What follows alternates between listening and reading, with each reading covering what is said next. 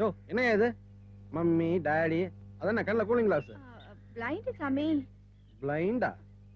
யோ என்ன இது கொடைக்குள்ள ஒருத்தர் நிக்க வச்சு சுத்தி நின்னு 4 பேர் கத்திட்டு இருக்கீங்க. யோ கொடைக்கு மேல நிக்க முடியுமா? ஒரு காமன் சென்ஸ் வேண்டாம்? இவர் எங்க சங்க தலைவர்.